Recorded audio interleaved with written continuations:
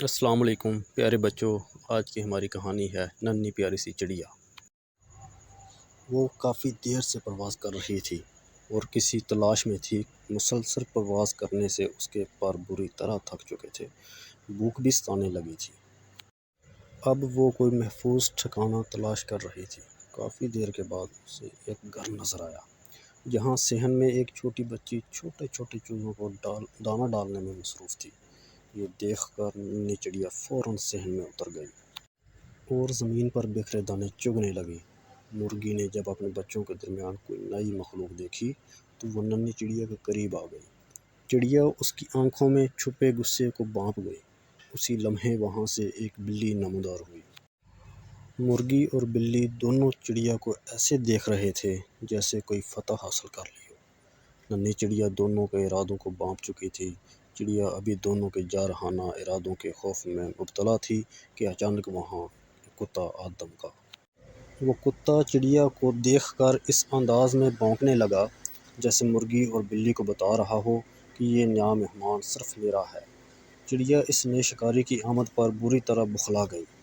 کتا ابھی چڑیا کے بہت قریب آ چکا تھا۔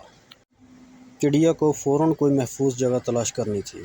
وقت بہت کم رہ گیا تھا۔ وہ خونخوار آنکھوں والا کتا چڑیا پر جھپٹنے ہی والا تھا کہ چڑیا پھرتی سے کھدک کر صحن میں موجود کھڑکی پر آ بیٹھی۔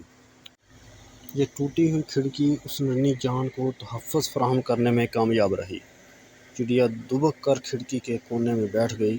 اس کا چہرہ خوف کی شدت سے زرد ہو گیا تھا۔ اس نے سوچا کہ اگر یہ کھڑکی اسے نظر نہ آتی تو شاید اب تک وہ خونخوار آنکھوں والے کتے کی میدی میں ہوتی۔ وقت کے ساتھ ساتھ خوف بھی بڑھتا جا رہا تھا۔ چڑیا دل میں اللہ سے دعا مانگ رہی تھی کہ اسے اس مصیبت سے چھٹکارا مل جائے۔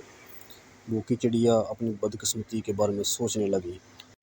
کاش وہ چڑیا نہ ہوتی بلکہ انسان ہوتی، کوئی اسے اپنا نوالا نہ بناتا، اسے ہر وقت اپنی جان بچانے کے لیے دوسرے خونخوار جانوروں سے اپنی حفاظت نہ کرنی پڑتی، آرام سے چین کی زندگی بسر کرتی، کوئی کتا یا بلی اسے کھانے نہ آتا، اور نہ وہ آج اس طرح خوف میں رات کاٹ رہی ہوتی۔ اور رات واقعی بہت دہشت ناک تھی۔ بھوکی پیاسی چڑیا اب تک دبکی بیٹھی اپنی قسمت کو کوس رہی تھی۔ اس نے اپنا سر باہر نکال کر نیچے کا جائزہ لیا۔ وہ خونخوار آنکھوں والا کتا ابھی تک اپنے شکار کی طاق میں بیٹھا تھا۔ پوری رات چڑیا بھوکی پیاسی خوف میں مبتلا اپنی قسمت کو کوستی رہی۔ پوری رات آنکھوں میں کٹ گئی۔ اگلی صبح بھوکی چڑیا نے ایک نظر نیچے ڈالی۔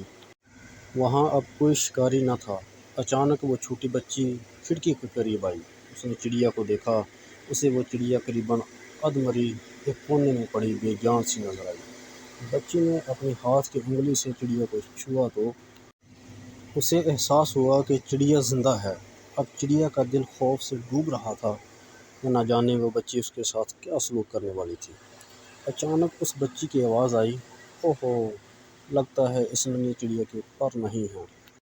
اس پورے جملے کا صرف ایک لفظ چڑیا کے ذہن میں جیسے اٹک کر رہ گیا۔